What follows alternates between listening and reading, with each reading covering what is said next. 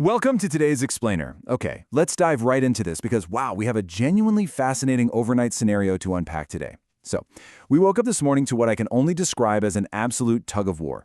We are seeing global markets being pulled in completely opposing directions. It's April 28th, 2026, and the morning brief is painting a vivid picture of two very different markets literally colliding. If you want to understand where the momentum is heading today, you really need to see exactly what forces are pulling the ropes. To put this in perspective, just look at yesterday. Yesterday's euphoric reality saw the S&P 500 close at a fresh, all-time record high of 1715.17. Everyone was celebrating. But overnight, that tone violently shifted to a very cautious, almost bearish bias. So you have to ask yourself, how do we go from a record-breaking Monday to a deeply defensive Tuesday morning in just a matter of hours? Well, that's exactly what we're going to break down. Here's our roadmap for the Explainer today. We'll start by looking at the market vibe shift, then how AI momentum hits a wall. After that, we'll cover geopolitics and inflation returning, followed by the flight to safety, and finally, today's economic roadmap. All right, let's get into Section 1, the market vibe shift, technical exhaustion. So the overnight price action tells a story of clear, undeniable technical exhaustion. Futures tested dizzying record highs at 7,210, but they immediately pulled back to 7,193. Why? Well, we basically had two massive macro narratives violently crash into each other in the dark. On one side, investors just started heavily de-risking in the tech sector, taking those profits off the table. And on the other side, a sudden surge in oil prices sparked renewed inflation fears. This wasn't just some random everyday dip. It was a structural rejection right at the absolute highs. Moving on to Section 2. AI momentum hits a wall, the tech stumble. Okay, so reports have surfaced that OpenAI has actually failed to meet its projected targets for both new users and sales. Now, this is a huge deal because the market has basically been pricing these tech stocks on what we can call an AI infinity valuation model. It's the assumption that artificial intelligence growth is essentially going to go straight up in a straight line forever. When the absolute poster child for the AI revolution reports a plateau in growth, well, that infinity model gets seriously challenged, and that is exactly what triggered this potential multi-day de-risking event across the Magnificent Seven. $300 billion. Let that number sink in for a second. That staggering figure represents the massive data center deal Oracle signed with OpenAI. Up until literally yesterday, this was viewed by everyone as an absolute slam dunk. But this morning, investors are suddenly questioning the actual return on investment. Because think about it. If OpenAI's growth is slowing down, how long is it realistically going to take for Oracle to see a return on a $300 billion infrastructure build-out? Naturally, that kind of doubt spreads like wildfire. Let's walk through the downstream casualties of this AI contagion. Oracle is sliding nearly 5% in the pre-market, which is acting like a blaring warning siren for the entire AI infrastructure trade. Over in Tokyo, SoftBank, who is a major backer of the ChatGPT parent company, slumped an incredible 9.9%. That kind of drop is very often a precursor to broader institutional selling. And perhaps most structurally significant of all, Microsoft has actually agreed to drop its exclusive rights to sell OpenAI models.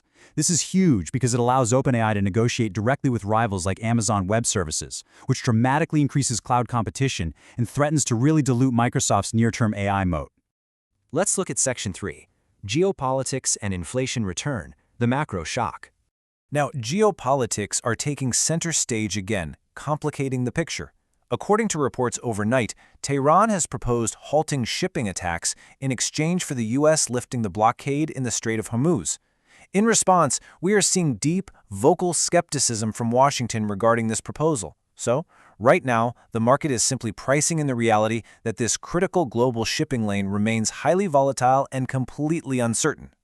And listen, that uncertainty has an immediate measurable price tag, $111.53. That is exactly where Brent crude surged to overnight, jumping a full 3%. When oil spikes like this, it's not just a number on a screen. It acts as a direct fuel injection into global inflation fears. To put that into perspective for the broader market, $111 oil means the literal cost of everything goes up. And that directly translates into fears that the Federal Reserve will be forced to keep interest rates higher for a whole lot longer. As you can imagine, rising oil prices are driving up bond yields and strengthening the US dollar. As a direct result of that, gold is actually falling below $4,700. It makes sense, right? When yields and the dollar jump, non-yielding assets like precious metals face a massive headwind. Investors just don't want to hold a non-yielding rock when they can get much higher, safer returns parking their money in cash and bonds.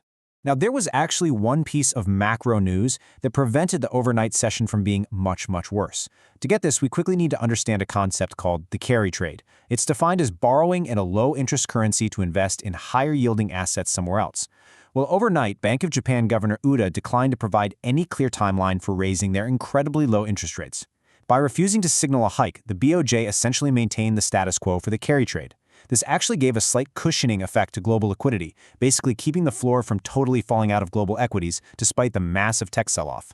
All right, moving into Section 4, the flight to safety, sector rotation. We are seeing a massive flow of capital this morning. So where's the money hiding?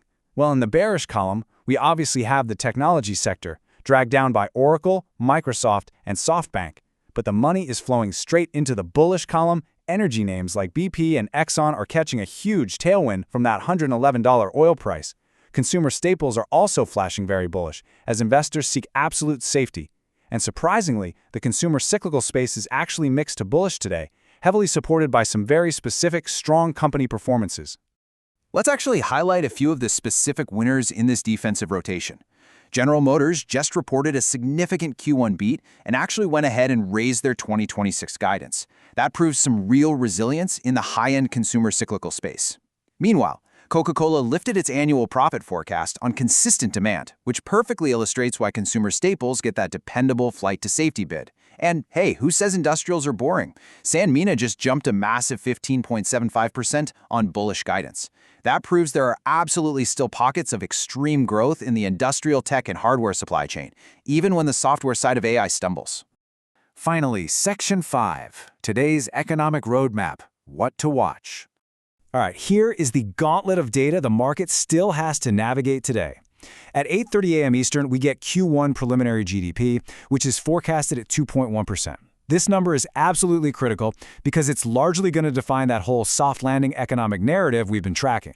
Then at 9 a.m., the Case-Shiller Index will confirm just how sticky housing inflation actually remains. By 10 a.m., we get consumer confidence and the Richmond Fed Manufacturing Survey, which gives us a great pulse on retail demand and Mid-Atlantic industrial health. And hovering over all of this all day long is day one of the FOMC meeting. Make no mistake, every tick of the market today is all about positioning for the Fed's rate decision tomorrow. Now, if you're watching the broader market, these are the key support levels, basically the floors for the S&P 500 today.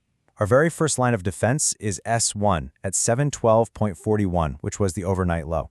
If that floor breaks, we look down at S2 at 710 flat. That's a massive psychological level and a major volume shelf from previous trading. And if the selling really accelerates today, S3 sits way down at 708.50, which would actually fill the gap from our late April breakout. Conversely, if the bulls somehow manage to shake off all this overnight fear, they are facing some serious ceilings overhead. R1 resistance is sitting at 716.47, the overnight high. Right above that is R2 at 718.50, representing a major liquidity zone.